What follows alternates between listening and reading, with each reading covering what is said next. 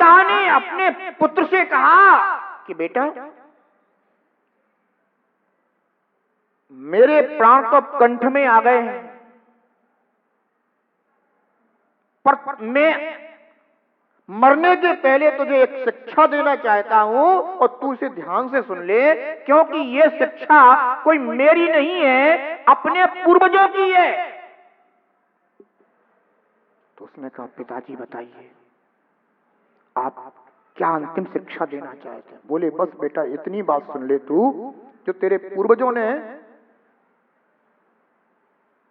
परंपरा से हम तक पहुंचाई है, वो ये है कि कभी किसी निर्ग्रंथ जैन मुनि के प्रवचन मत सुनना बेटा तुम।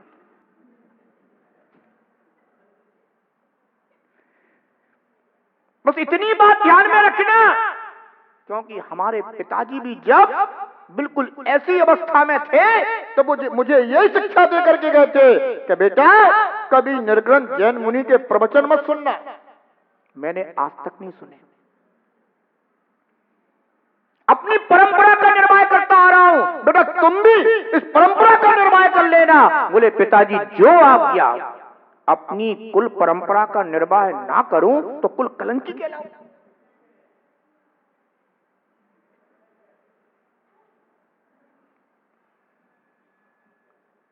पिता भी चोर था, उनके पूर्वज भी चोर थे, और चोर पिता अपने पुत्र को कह रहा है कि देख बेटा, अपने पूर्वजों का व्यापार है, ये धंधा है चोरी करना, इसलिए तू कभी निर्ग्रंथ मुनि के प्रवचन मत सुन लेना। तो बेटे ने कह दिया, नहीं सुनूंगा। एक दिन बेटा चोरी करके लौट रहा था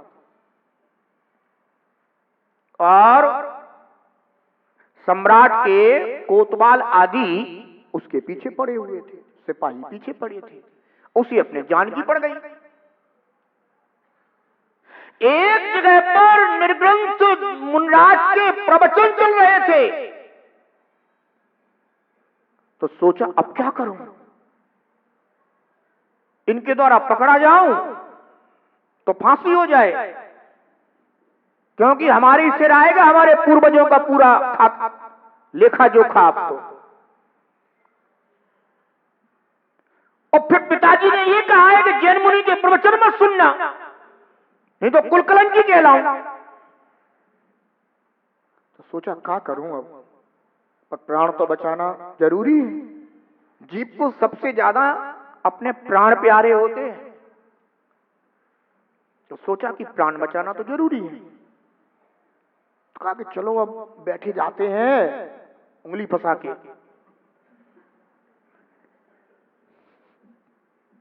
तो बैठ गया सभा में, कितनी भीड़ में कौन पहचानेगा, और साधु महाराज की सभा है, तो यह कौन सिपाही आकर के परेशान करेगा।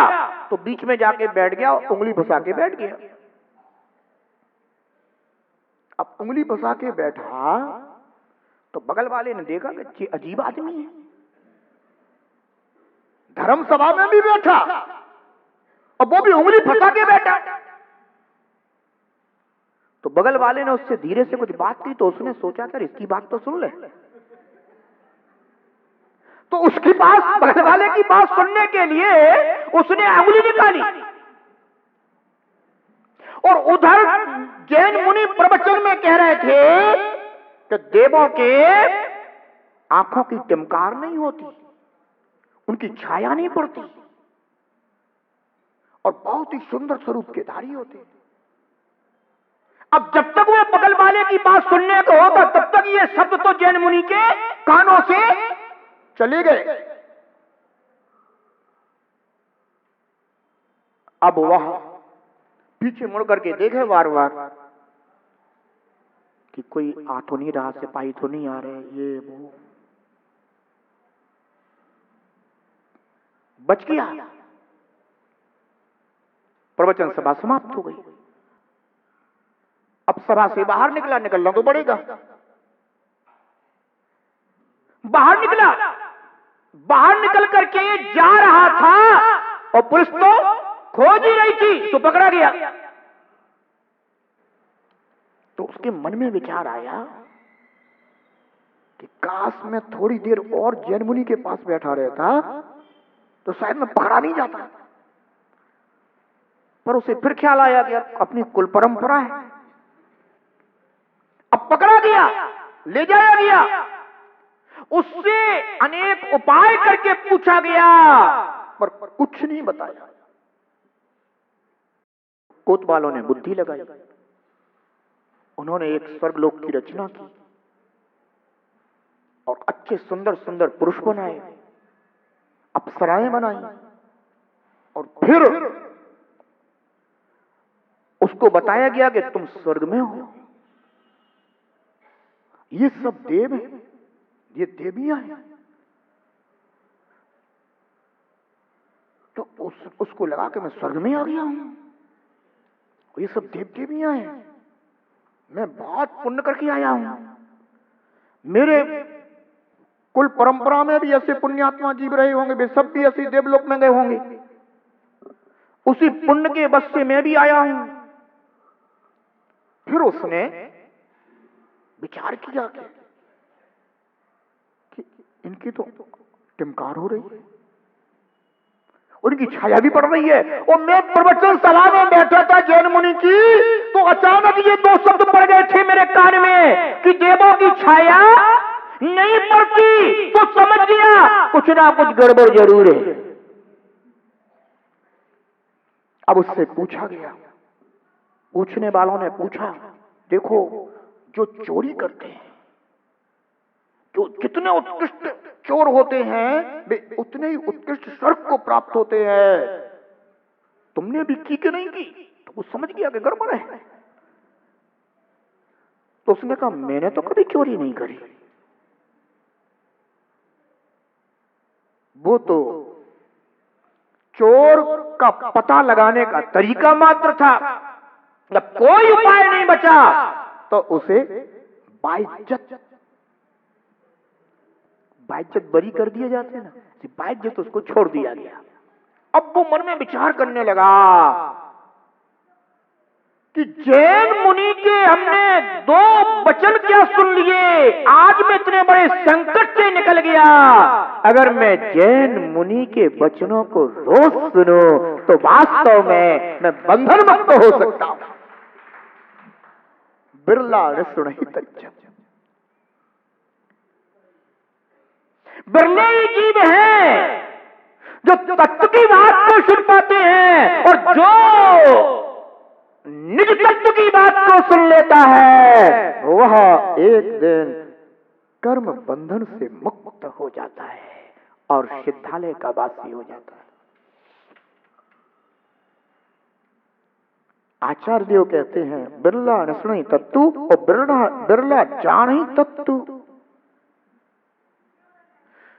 एक तो भी जीव बिरले हैं जो तत्व की बात को सुन पाते हैं, और उन सुनने वालों में भी वे जीव बिरले हैं जो तत्व को जान पाते हैं।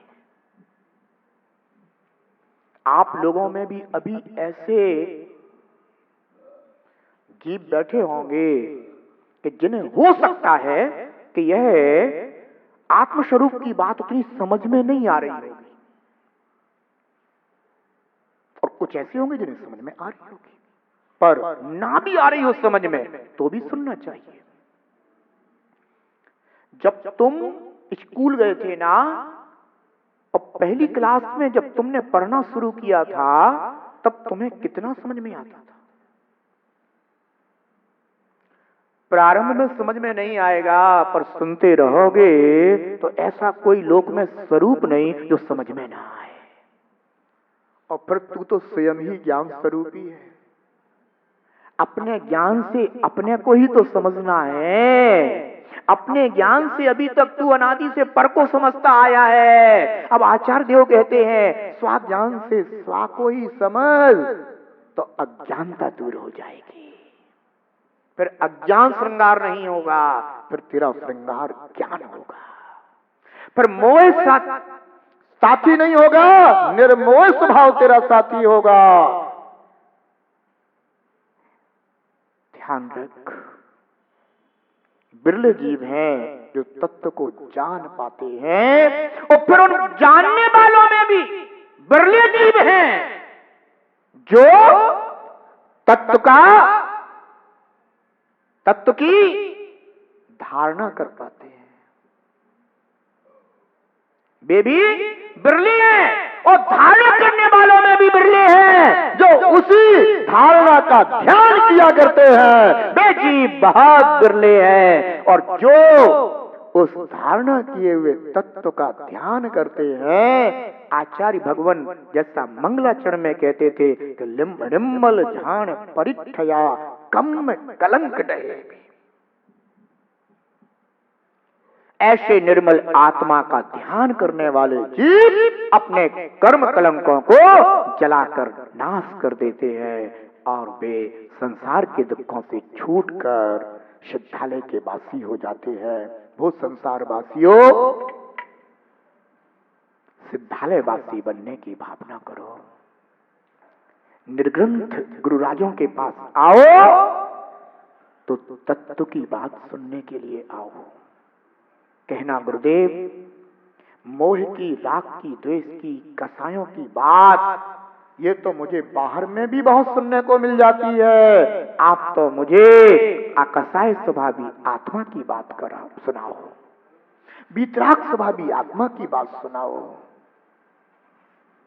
ध्यान रखना, अपने से अपना परिचय हो जाए तो समझ लेना कि तुम्हारा अज्ञान दूर हो गया है, गलत धारणा दूर हो गई है। अब तुम गधा नहीं हो, क्या बन गए हो? घोड़ा।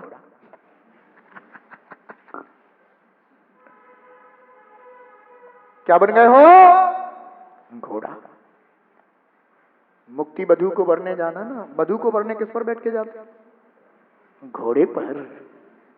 मुक्ति बधू को भरने जाने वाले, अब तुम्हारे लिए यह रत्नत्रय का घोड़ा, सम्यक दर्शन, सम्यक ज्ञान, सम्यक चारित्र का घोड़ा मिल जाए तो बंधुओ, मुक्ति बधू दूर नहीं, वो तुम्हें शीघ्र प्राप्त होगी।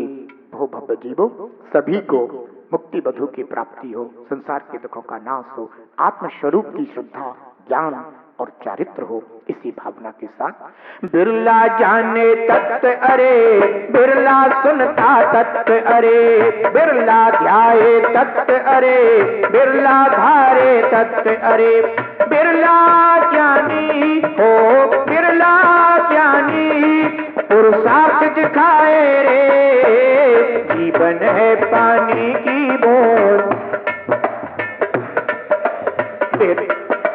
जीवन है पानी की बूंद, कब मिट जाए रे। हानि अनहोनी हो, हानि अनहोनी, कब क्या घट जाए रे। जीवन है पानी की बूंद, कब मिट जाए रे। जीवन है पानी की बूंद, कब मिट जाए रे। जीवन है पानी की बूंद, कब मिट जाए। जय बोले खजरार श्री शांतिनाथ भगवान की। जिनागम पंथ। यह निश्चय चिंतन तेरा, नहीं कुटुंब परिवार मेरा। यह निश्चय चिंतन तेरा, नहीं कुटुंब परिवार मेरा। सुख दुख का ही कारण है, सुख दुख का ही कारण है, मिट जाता गति का फेरा। सुख दुख का ही कारण है, मिट जाता गति का फेरा। संसार नाशक हो, संसार नाशक चिंतन कहलाए रे। जीवन है पानी की बूंद, कब मिट जाए रे। जीवन है पानी की बूंद, कब मिट जाए रे। हानि अनहोनी हो, हानि अनहोनी, कब क्या घट जाए रे। जीवन है पानी की बूंद, कब मिट जाए रे। जीवन है पानी की बूंद, कब मिट जाए रे। की बूंद कब मिट जाए रे। जय दुजनागम पंथ अनादि अनिधन जिनागम पंथ। तीर्थंकर भगवंत की दिव्य ध्वनि जिन श्रुत है जिनागम है। जिनागम में वर्णित आत्म कल्याणकारी मार्ग आत्मितकारी पंथ जिनागम पंथ है। परस्पर राग द्वेष को बढ़ाने वाले आगम बाह्य पंथ उन्मार्ग हैं। वीतरागता को देने वाला परस्परोपग्रहो जीवा नाम का प्रतीक जिनागम पंथ सन्मार्ग है।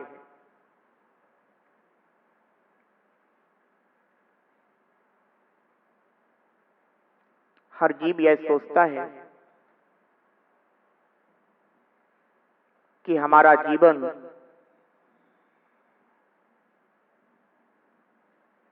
शांतिमय हो। शांति का मार्ग बहुत सरल है, परंतु जीव मार्ग से अपरिचित है।